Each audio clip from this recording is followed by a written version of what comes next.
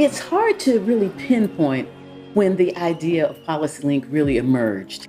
But as I reflect on it, I think I probably have to go back to when I was practicing public interest law at Public Advocates and I first came in contact with the Children's Defense Fund. Children's Defense Fund, a national, iconic advocacy organization for children, run by a powerful, amazing Black woman, Marian Wright Edelman, also an attorney. I thought to myself ever so fleetingly, I'd like to do that. And then that just sort of went away, and I started the Urban Strategies Council, which was a local organization in Oakland, California, trying to really make sure that we were dealing effectively with the challenge of persistent urban poverty. At the moment when we were getting national recognition, I thought, I wonder if we could take the Urban Strategies Council national. I had specifically started a local group without putting Oakland in the title because I think that naming things is everything. The opportunity came to me to go to the Rockefeller Foundation and become the vice president. At first I said no. And then I said yes because I thought this would be an opportunity to take what we were learning, not just at the Urban Strategies Council in Oakland, but part of a network that we had helped to start called the National Community Building Network.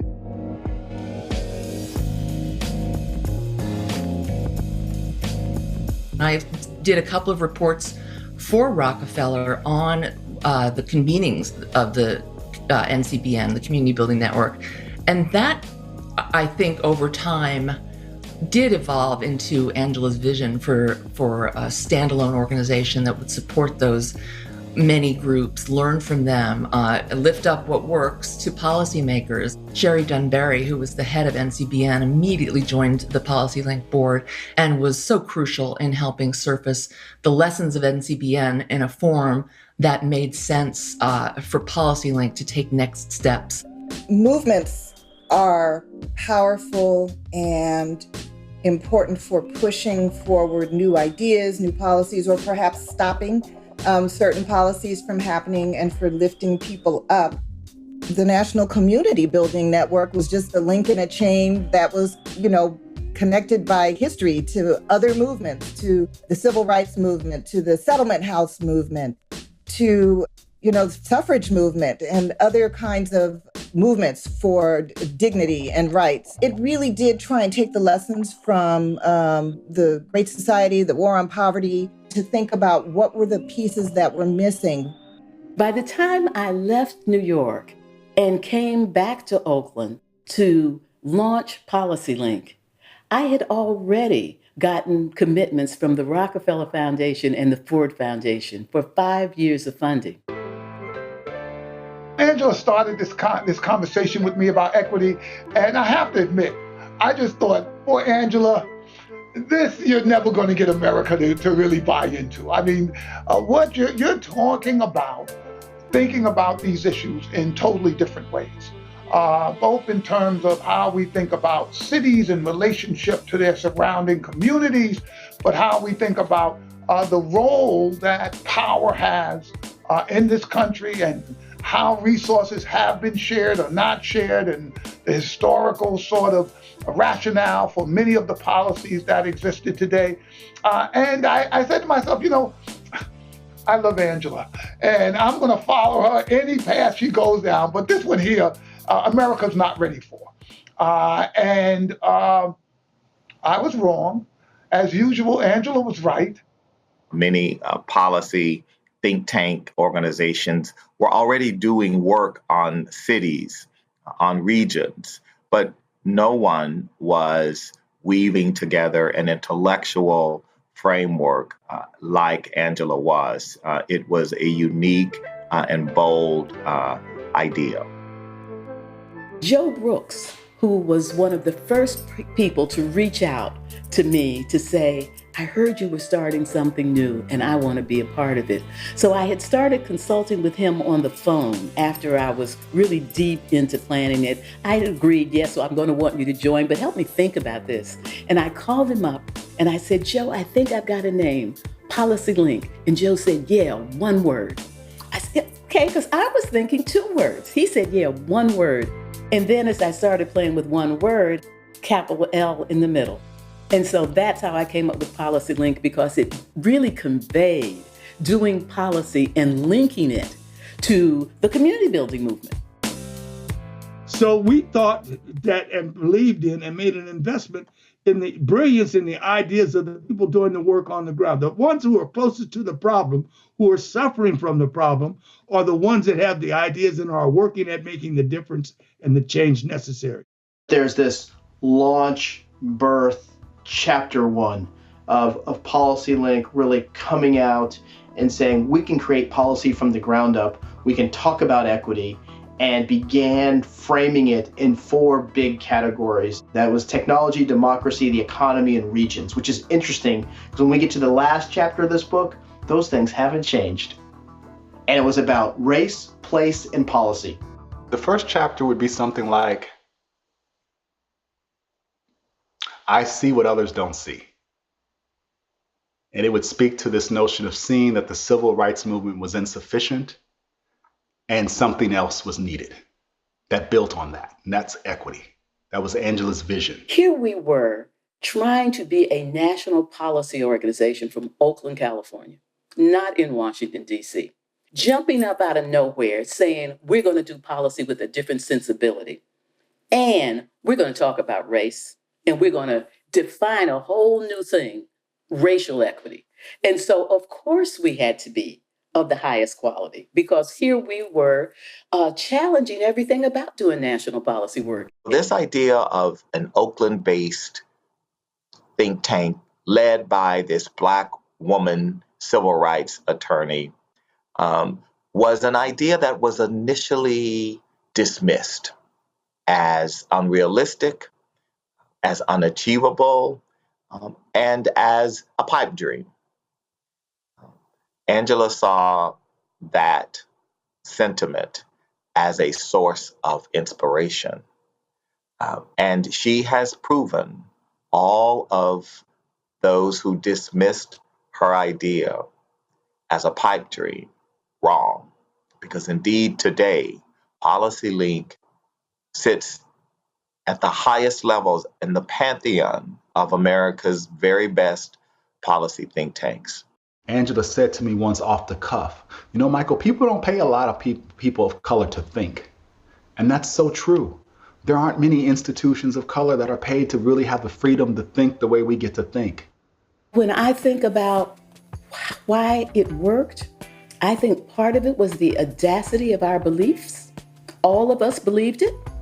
I think it was the timeliness of what it was we were trying to do. It was a level of humility and creativity. I remember the first op-ed piece that Angela wrote and that was published in the New York Times. We were all jazzed about that, but we had to convince her that that was something that she should put her name on, and not something we would write for someone else. The country didn't talk about race and racial equity and racial justice in anywhere near the way we do now. And people often wanted people in foundations and in government and in the mainstream of the social sector, often wanted to have advances in racial equity be the byproduct of strategies for economic equality, or wanted to be very careful about how they took traditional civil rights formulations and translated them to other areas of work. So, you know, Angela described herself as often being the skunk at the garden party, the person who calls out directly issues of racial inequity and injustice when that's not on the agenda. When we started PolicyLink, the word equity really wasn't used. It really was a conversation about equality. And the problem with using the word equality was that it acts as if there is no history. It doesn't recognize that to reach equality, we have to be on a journey. Nobody ever even asked where that came from. It started with me, and I'm saying me now rather than we, because most of the early people at PolicyLink were hesitant because we got so much pushback about using equity. And when they went out into the world, they got pushback. And since we were joining social justice advocates, equal opportunity advocates, equality advocates, liberation advocates, how come we have to use this term that causes so much pushback? How come we just can't say we're a social justice organization? Why can't we just be equal opportunity organization?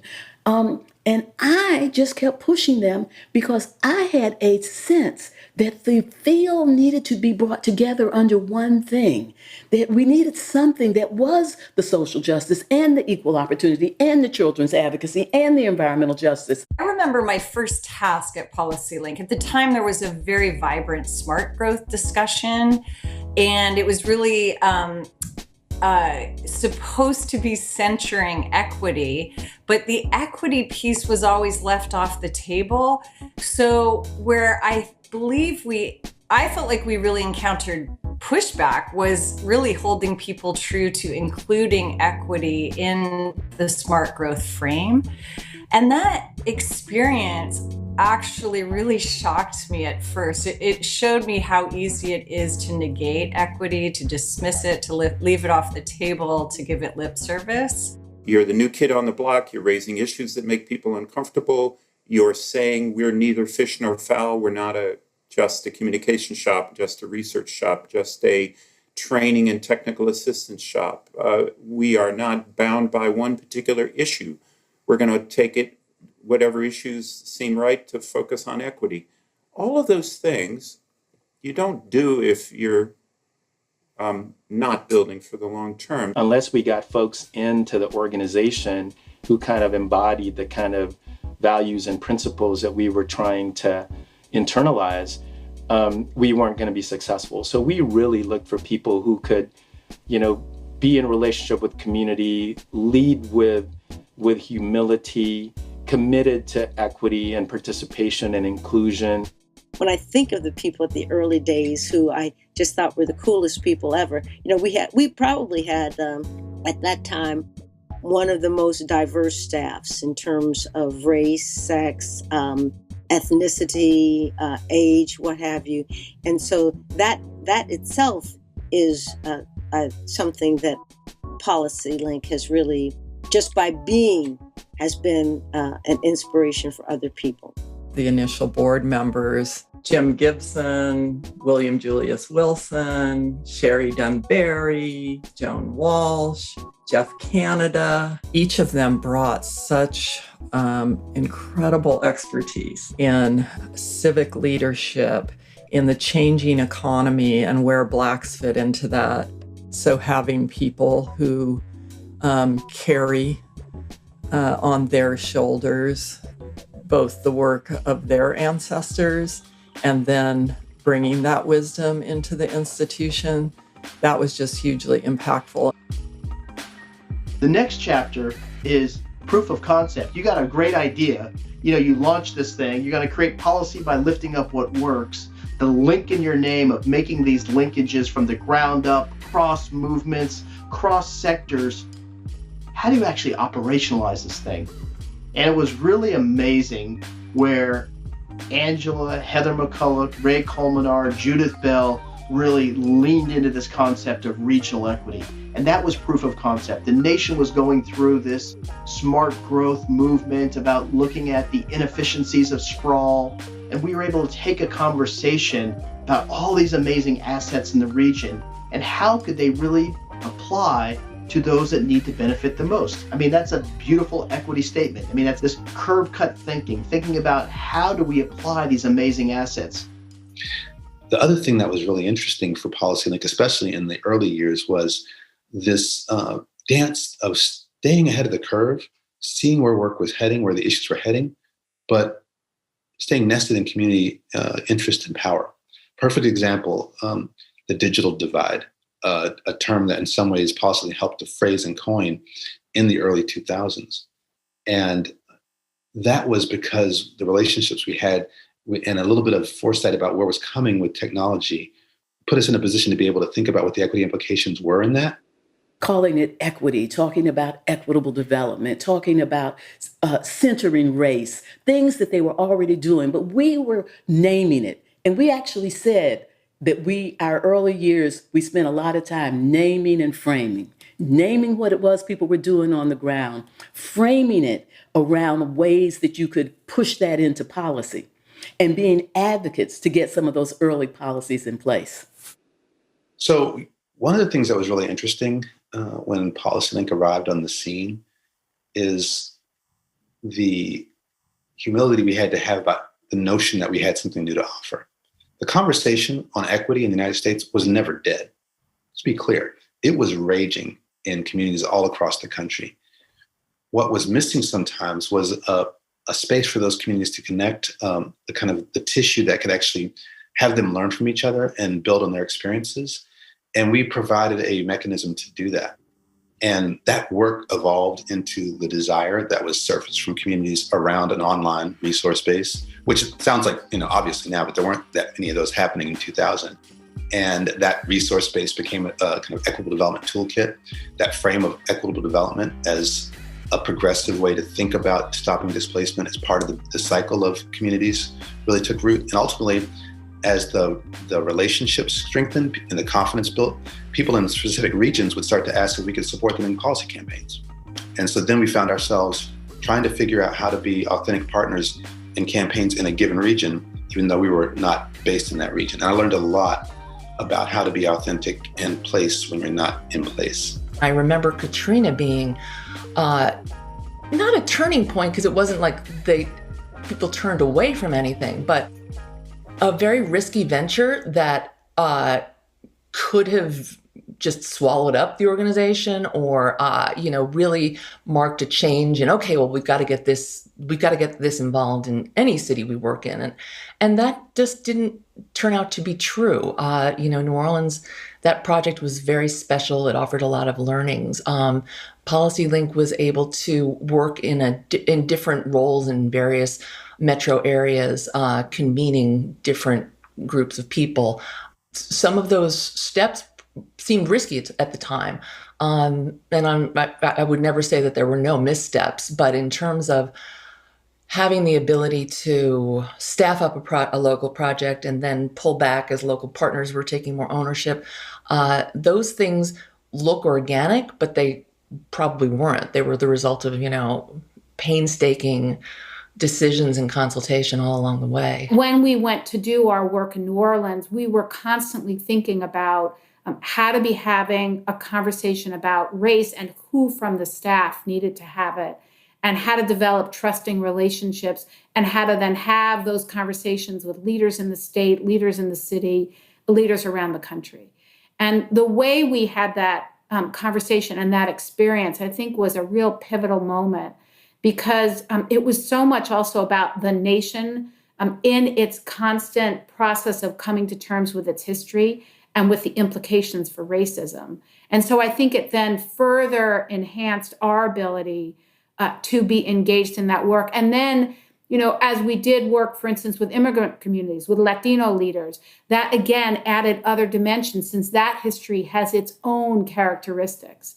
And so each time that allowed us, I think, to be more authentic and more effective. If chapter 1 was about the first 2-3 years of PolicyLink, the next chapter is about the next 6-8 years, gets us to 2008, where that chapter is coming to a close. We have proof of concept. Now, really, how do we begin to scale what we've been talking about? In comes the Obama administration. So chapter 3 is this remarkable chapter of scaling impact. All of a sudden, we were invited in, and the whole environment and the whole sense of possibility changed. The way the story about the work with the Obama administration begins, it begins with Jeff Canada, who was on our board and the head of the Harlem Children's Zone. And then candidate Obama started to talk about promised neighborhoods and how the Harlem Children's Zone represented this vision for promised neighborhoods. And Jeff called Angela and said, this guy might become the president, and we need to get ready for what that could look like. And so we began this process of pulling together experts, of doing interviews ourselves, of doing mapping, of then drafting a plan for what promised neighborhoods could look like. Candidate Obama became President Obama. We went to meet with the transition team. There had been a model, for instance, around access to healthy food that began in Pennsylvania, was being tested in other states and communities. We brought that to the Obama administration, and it became the Healthy Food Financing Initiative. So we came to the transition team with these big, this was before you would have anything like just be able to have it on a website or whatever. We had these big briefing books. We came with these bags of these briefing books, and we basically sat down with the transition team and could give them, here's what the vision of promised neighborhoods looks like. Here's what increasing access to healthy food looks like. Here's the maps that show you what different communities could look like. It was just this wonderful embodiment of the very idea of PolicyLink, of lifting up what works and making it real. When I realized with my colleagues what an impact we could have on the federal government from that toiling in local communities that we had been doing for 10 years, I thought, okay, we're about to be an institution here. We're going to play with the Urban Institute, with Brookings. We're going to play with the big policy institutions in DC, and we're going to have a presence, and our presence is going to be physical. We'll get an office, and we'll have a legislative director, and we'll start hiring lobbyists to work for us and make this stuff happen. That really felt like we were growing up.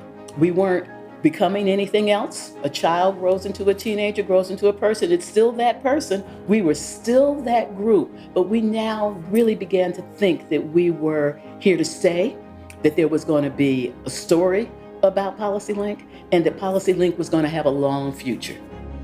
We began to shift our strategies around whether it was fundraising or conversations with the board, thinking about endowments and longer term resources to make sure that the organization would be this long time organization for the country and for leaders around the country. We have then, I think, focused more on being an institution and embraced that and tried to strengthen that identity because people need it. We need PolicyLink to exist. There has to be a place for PolicyLink or for people who are interested in policy change to go. So now we're much more focused on the kinds of things that are important and not always top of mind when people are thinking about institutions, having strong systems, having good HR policies. What are the kinds of management practices that we need to put in place so that we're getting the best out of folks who are working here, but also so that we can share outside of this institution. In the summits that we did roughly every 3 or 4 years, each one showed us to be more established, more respected, more effective in what we wanted to do, and cultivating a style of leadership. The first one was about regional equity. Our first summit, we expected to get 300 people together to talk about issues and kind of mobilize some of the campaigns we had. And we had 625 people show up. And then our second summit, we expected 600 and we got 1,200. And so those summits became punctuations on kind of beautiful prose and poetry that was being built between communities. But by the time we got to the third one, after Hurricane Katrina, and the fourth one, so they were in New Orleans and in Detroit, we were leading on issues of equity in rebuilding in infrastructure, so that what happened in New Orleans was not unique to New Orleans. Or we were framing equity as a superior growth model, as a framework for economic development that had bearing not only in places like Detroit, but in both older industrial cities and in fast-growing parts of the country. You could see organizations and people at all levels picking up on what we were doing and giving us positive feedback that it was useful.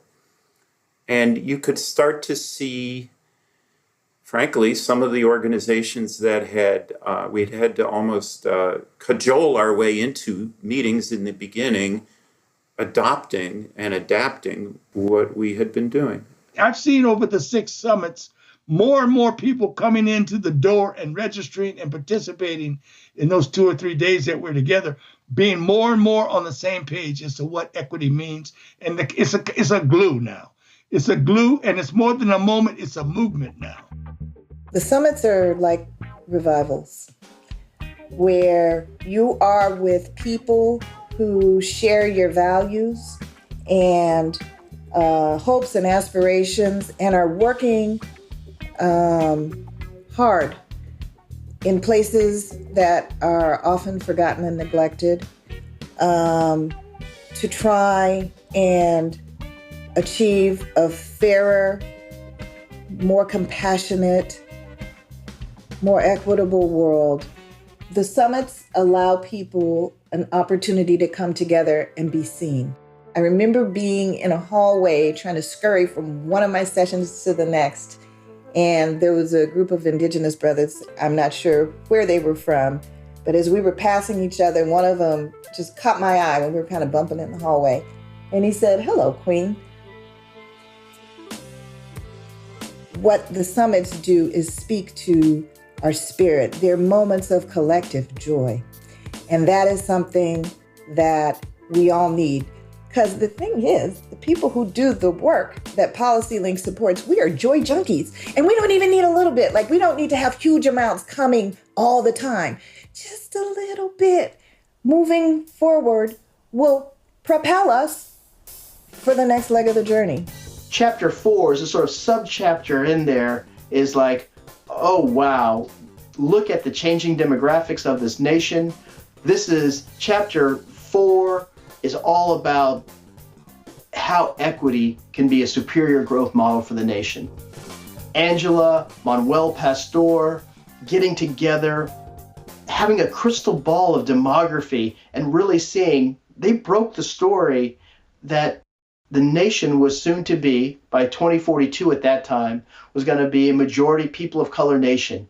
And how, if we were going to be a majority people of color nation, that equity was no longer just a moral imperative for the nation, it was an economic imperative.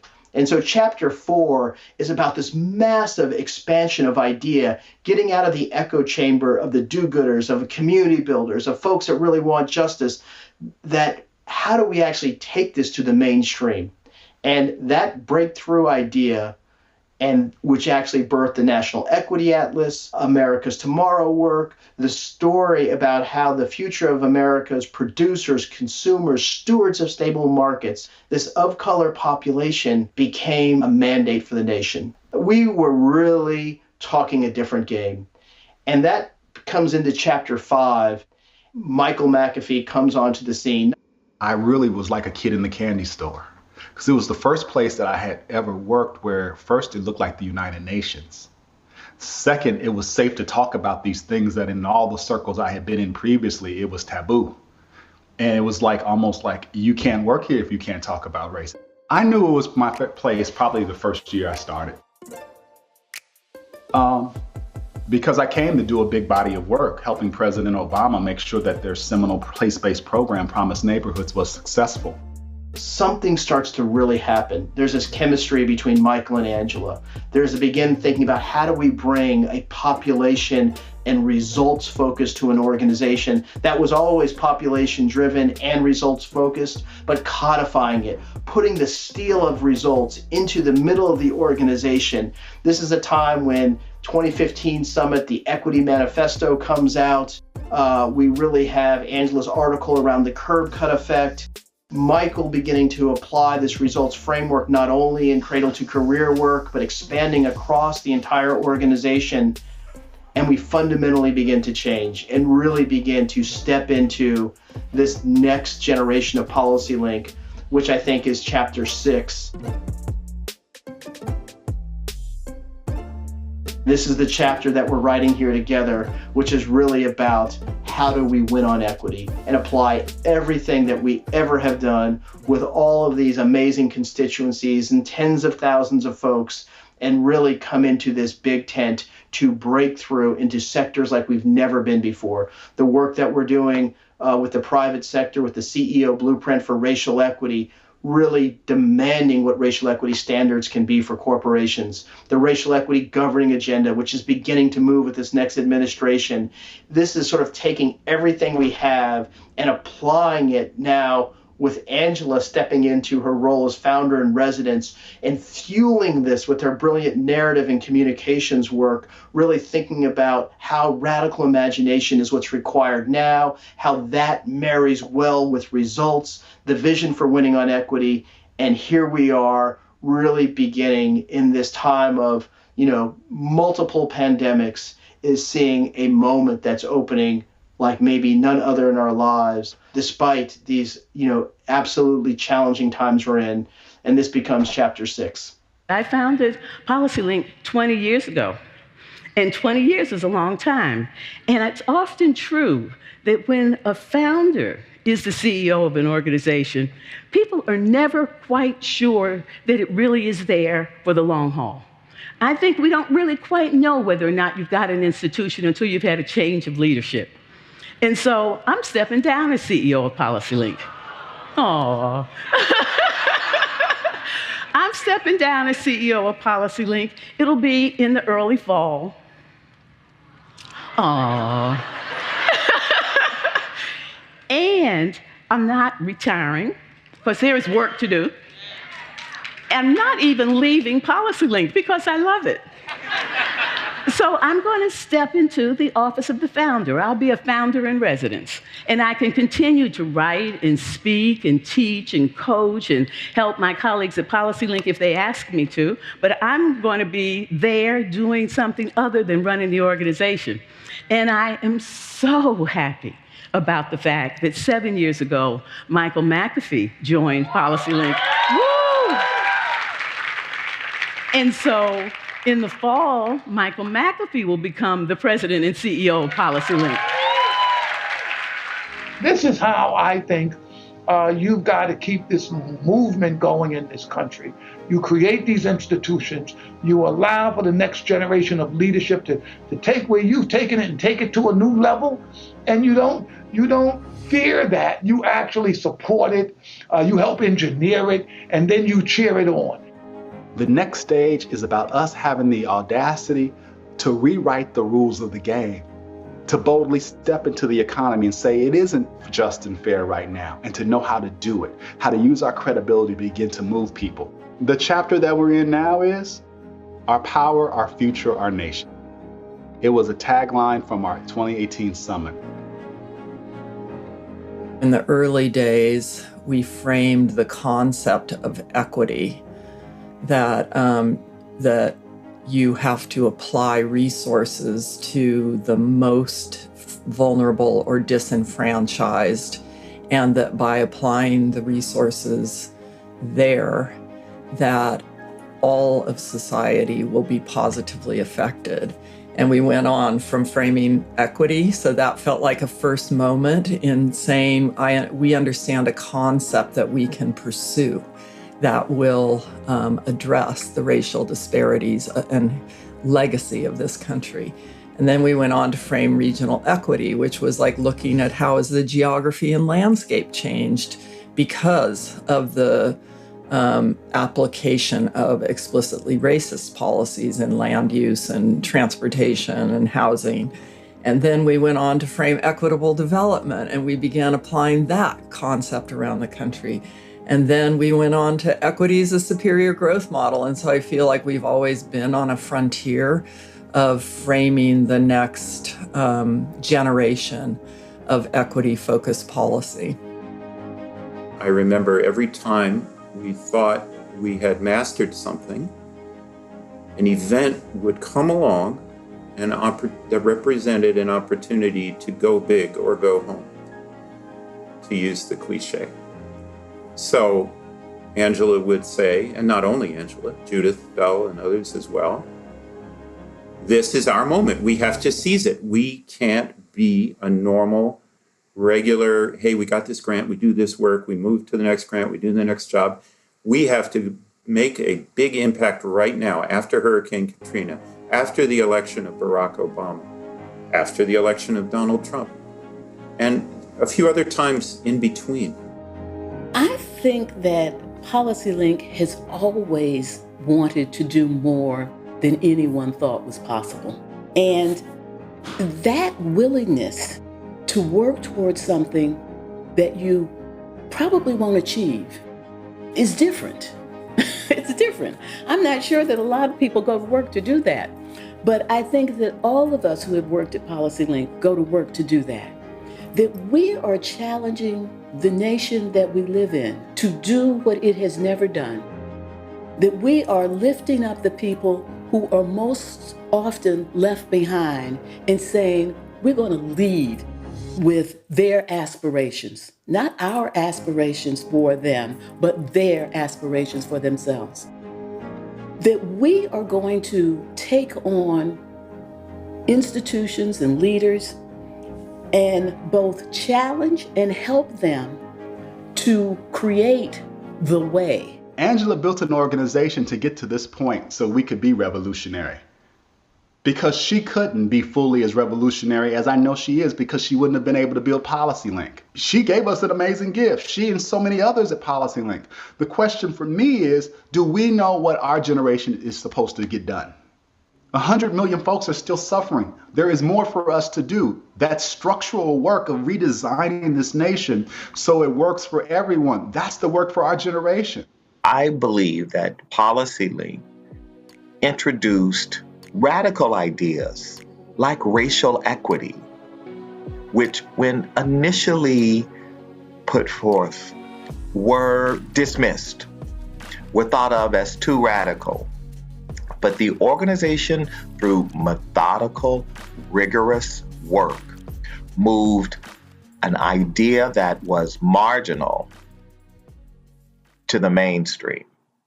Black folks even told her don't talk about equity when she started PolicyLink.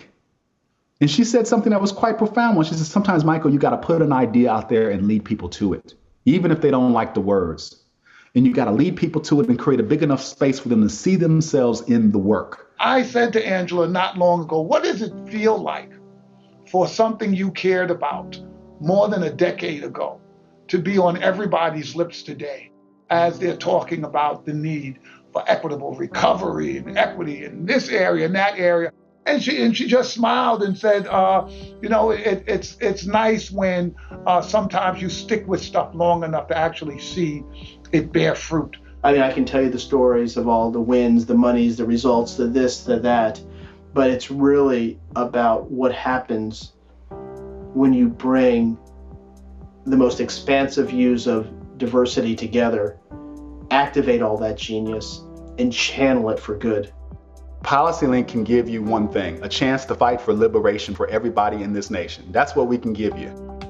And that's what we can stand on. I want people to listen to this history, listen to the stories, listen to the conviction of the people who are telling these stories, and use it as a foundation to them thinking about what they want to do, the new possibility that they want to enact. There's always a next. There's always a next. We will never be without work. We will never be without work. But that doesn't mean there's not joy and triumph and accomplishment along the way. You get a program in place that is informed and nuanced by the very people who you hope will benefit from the program, and that's exciting. You get the President of the United States to say racial equity. Means we need to make the issue of racial equity not just an issue for any one department. We can inspire other institutions to change. That is the path forward for the nation. Our power, our future, our nation. That's why winning on equity is so important, to design a nation for the all.